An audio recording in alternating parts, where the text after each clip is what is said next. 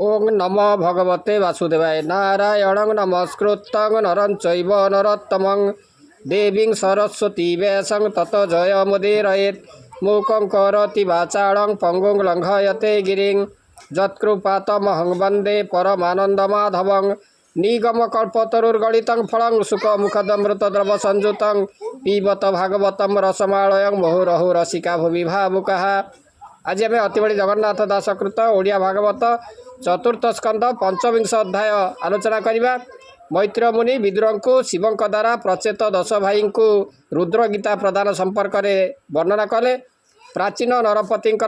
अकर्म जीवा हेतु जो अनिष्ट घटिला से विषय में मैत्र विदुर को कहते। प्राचीन नरपति से पशुवध एवं नानादि अपकर्म कले। नारद तांको निकटरे पहुँची तांको यार परिणति संपर्क में चेतई देले। तापरे नारद तांको नारी वश होई धर्म कर्म को भूली जाइथिबा राजा पुरंजन विषय तांको निकटरे वर्णना कले। मैत्र उवाच शुण सुमने हे विदुर एमंते महेश ठाकुर कृपा से कले से मानंकु कहिले रुद्र गीता तांको से सर्वे हरस होइले विधाने शिवंकु पूजिले ताहांकु देई दिव्य ज्ञान शिव होइले अंतर्धान से 10 भाई प्रचेतस ज्ञान रे होइले हरस बुढ़ीण समुद्र सलीड़े से घोर तपस्या निश्चले अयुत संवत्सर शेष तप साधिले 10 देश रहिले षड ऋतु मारी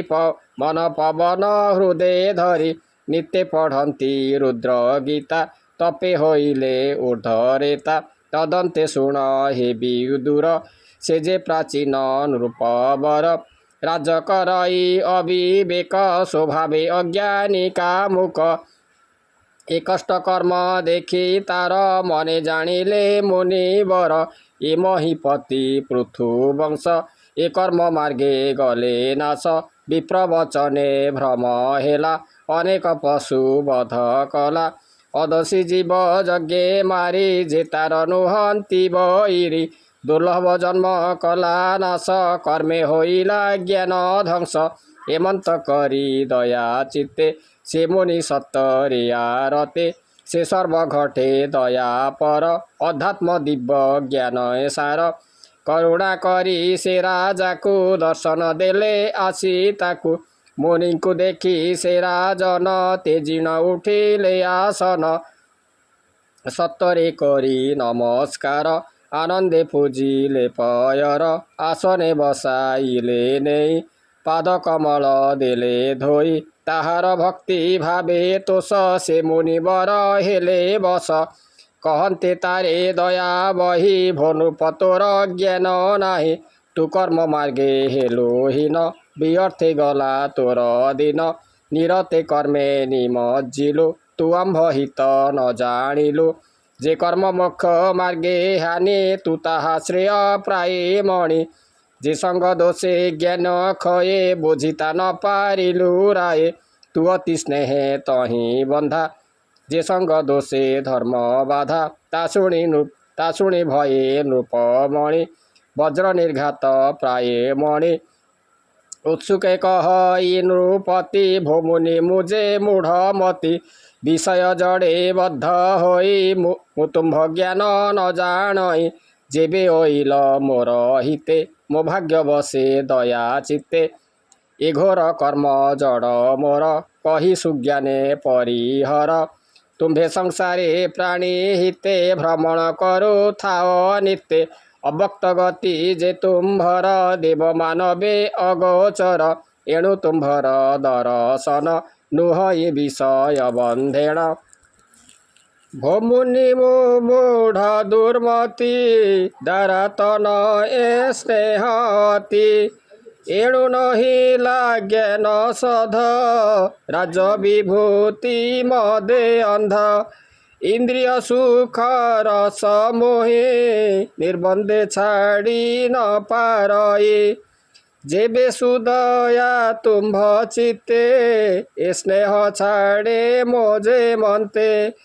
एमन्ते तार वाक्य घेने अति आनंदे देव मुनि कहन्ति चित्ते दया बही शुण प्राचीन पूर्ण देहि तू कर्म ज्ञाने विशारद एणु होइलु कर्मे बद्ध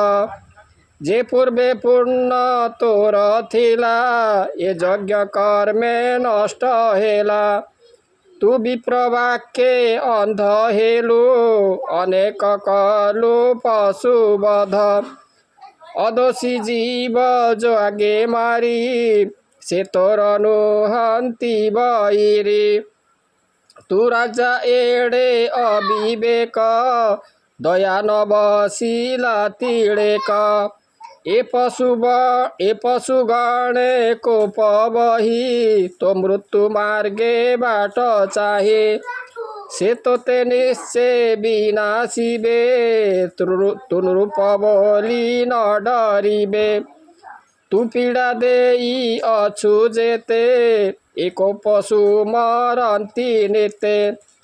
एहांक जाई नाही क्रोध ए निश्चय दुख देबे मध तोते पाइले परलोके काटी भक्षिबे एके एके एहांक श्रृंग तीक्ष्ण धार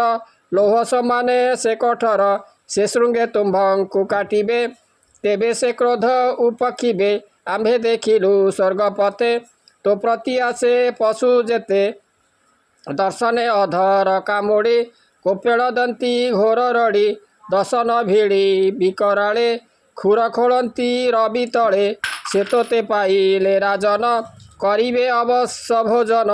ताहार मुखरे राजन पड़िले न पाई जीवन आम्भे देखिल भय चित्ते शीघ्र अइलु तोर हिते कहिलु सत निराधार ए मिथ्या नुहे नृपवर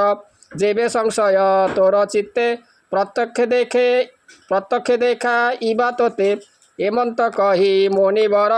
जोग निद्रारे ता शरीर हरिले प्राण बुद्धि मन तक्षणे नृपतीय ज्ञान से जोग निद्रारे स्वपने प्रवेश जमर भुवने देखिला तहि नृपगणे दुखित इत्यादि कारणे जे जहा भाग्य कर्मदारे पीड़ंती से शत्रु जहारे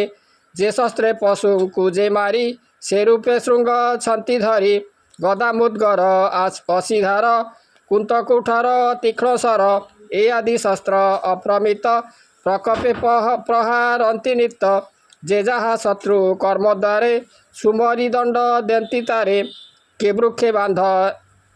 बांधे ईण पीटंती के रोषे तोड़ी कचाड़ती अधोबदने ऊर्ध्वपाद ए आदि अशेष विपद नाना कदर्थ ने पीड़ंती भयालु रूपेण चाहती अधर चापी रहे भिड़ी कोपे दियंती घोर रड़ी शत्रुंक दंड उग्रतापे उच्चेण रोद न अधिपे दुस्सह दुख भये छन्न श्रवित मूत्र दार मान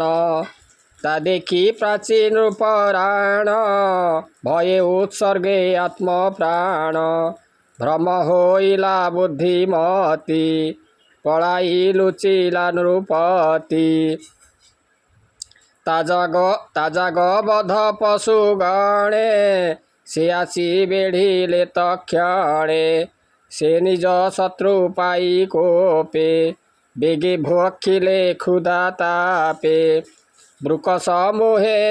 मृग जेन्हे ताहांकु बेढ़िले ते सने आवरी सते पुर करी एक आर एक बड़े धरी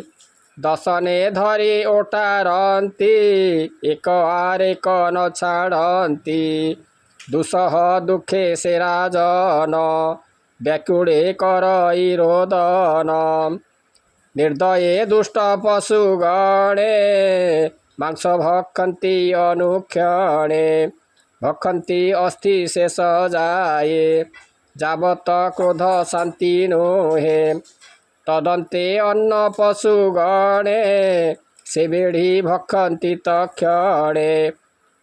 मायारे पुनरपि काये सदृशे पूर्वतनु प्राये अज्ञाने न जाने नृपति भए पलाई चारी कति तेणे गोडान्ती पशुगणे कोपे भक्षन्ति जणे जणे एमन्ते दण्ड भय घोरे क्रोध न करे उच्च स्वरे तारे सपक्ष केही नाही शत्रु समूहे पीडे देही सभये पळाई राजन निश्चय मो छाडिबि जीवन एमन्ते भाळन्ते आकुळे मुनि जाणिले जोग बळे ए मिथ्या भए नृपछन्न अवश्य छाडिब जीवन उच्छन्न भए नृपवर हरिले जोग निद्रा तार तखणे चेतना लभिला बिहळे सत्तरे उठिला मुनिଙ୍କୁ कोलाग्रते धरी से मिथ्या भए नृप डरी कंपित कातरे राजन विकले होई छन्न छन्न ए दुष्ट भए पशु घोर निश्चय नासिबे मो शरीर एमंत कही से राजन तखणे करई रोदन मति विभ्रम देखि तार कही बोधिले मुनिवर ए मिथ्या भए तु राजन व्यर्थे हेउ मोह छन्न एबे प्रत्यक्षे देखराए नयन फेडी तु निर्भये ए जे उभय पीड़ा जेते अज्ञाने देउथिला नेते अदृश्य हेले आम्भ डरे तो अन्ते पीड़ी बेसे नरे शुणी संभ्रमे नृपराण ए कष्टु रख मोर प्राण ए जेते दुष्ट पशु घोर कि रूपे एथि मनिस्तार कहिबा एथिर कारण तुम्भे सर्वज्ञ सर्वजाण ता शुणी देव महारुषि राजा विभ्रमे मन्दे हसी शुण सुमने नृपवर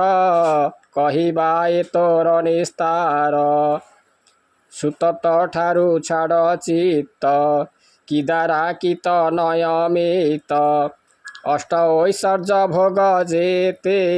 ए राज विभूति सहिते जे घोर भय पीड़ा जेते माया संसारे विमोहिते ए सर्वतेजी विष्णु पादे एकान्ते भज अप्रमादे।